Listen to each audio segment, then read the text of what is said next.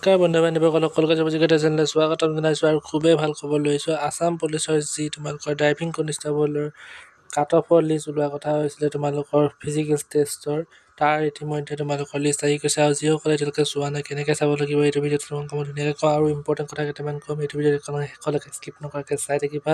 আৰু প্ৰথমবাৰ অহাসকলক কৈছোঁ প্লিজ চেনেলটো ছাবস্ক্ৰাইব কৰি থোৱা আৰু কাষৰ বেল আইকনটো প্ৰেছ কৰি থোৱা। তেতিয়াহ'লে প্ৰথমতে তোমালোকে SLVRB যি অফিচিয়েল ৱেবছাইট আছে তালৈ আহি ল'বা। তোমালোকে আহি পিনে তোমালোকে য'ত ইয়াত তোমালোকে দেখিছা নটিচ আৰু তোমালোকৰ result of admit card of driving skill test, তাত যদি তোমালোকে ক্লিক কৰা তেতিয়া তোমালোকে ডাইৰেক্ট তোমালোকৰ ৰিজাল্টৰ তালৈ যাব পাৰিবা। য'ত তোমালোকে চেক ইয়ৰ ৰিজাল্ট বুলি কৈ পিনে তোমালোকে নিজৰ ৰিজাল্ট লিংকত তোমালোকে ক্লিক কৰিব পাৰিবা। তাৰ আগতে মই দেখাই দিব বিচাৰিছোঁ এইকেইটা পষ্ট হৈছে তোমালোকৰ যি তোমালোকৰ আছাম পুলিচৰ ফালৰ পৰা আহিছিলে, APR ফালৰ পৰা আহিছিলে, যিটো ইয়াত দিয়া আছে তোমালোকে দেখিব পাই যাব। প্ৰথমতে আছে 654টা পষ্ট ড্ৰাইভাৰ আছাম পুলিচ কনষ্টেবলৰ কাৰণে, 3টা পষ্ট আছিলে কনষ্টেবল ড্ৰাইভাৰ, 9টা পষ্ট আছিলে ডেছপাচ ৰাইডাৰ আৰু হেণ্ডিমেন আৰু মেছেঞ্জাৰৰ কাৰণেও আছিলে, আৰু 2টা পষ্ট আছিলে ডেছপাচ ৰাইডাৰ আৰু মেছেঞ্জাৰ, যিটো APR ফালৰ পৰা আছিলে।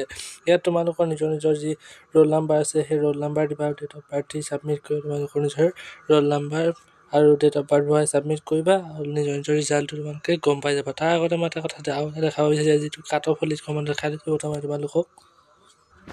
কাট অফৰ লিষ্টখন হৈছে এইখন, তোমালোকে দেখিছা অফিচিয়েলি এইখন কাট অফ লিষ্ট বুলি আছে।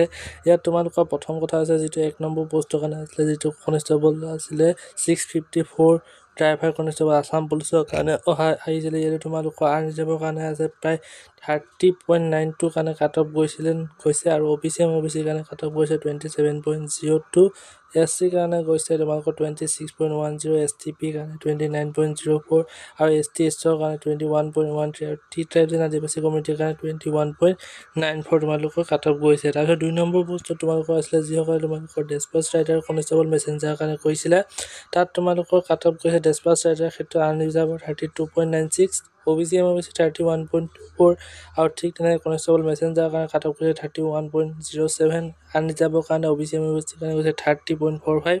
তাৰপিছত আহিছে তোমালোকৰ যি ড্ৰাইভাৰৰ পষ্ট আছিলে 9টা, তোমালোকৰ 3টা পষ্ট আছিলে কনষ্টেবল ড্ৰাইভাৰ আৰু 9টা পষ্ট আছিলে ডেছপাচ ৰাইডাৰ আৰু 2টা পষ্ট আছিলে তোমালোকৰ হেণ্ডিমেন আৰু 14টা পষ্ট আছিলে কনষ্টেবল মেছেঞ্জাৰ APR ফালৰ পৰা ওলাইছিলে।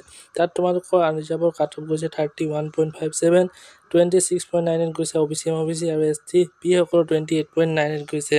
ডেছপাচ ৰাইডাৰো তেনেকৈ তোমালোকৰ গৈছে আৰ্ন ৰিজাৰ্ভৰ 29.38 গৈছে আৰু OBC গৈছে 26.70, 25.49 গৈছে তোমালোকৰ SC আৰু STPও গৈছে 28.81।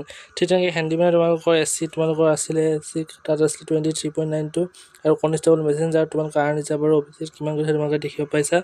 এইকেইটা আছিলে তোমালোকৰ কাট অফৰ লিষ্ট। আৰু এই সকলোবোৰ যিসকলৰ কাট অফত তোমালোকে আজি পাছ কৰিছা, কোৱালিফাইড কৰিছা, তেখেতসকলে তোমালোকে কিন্তু 10 তাৰিখে তোমালোকে পাহৰি নাযাবা। 10 তাৰিখে তোমালোকৰ আছে স্কিল টেষ্ট। এই স্কিল টেষ্ট অনুষ্ঠিত হ'ব আৰু এই স্কিল টেষ্টত তোমালোকৰ প্ৰায় 10 নম্বৰ মাৰ্ক আছে, 10 মাৰ্কছ তোমালোকে পাবা।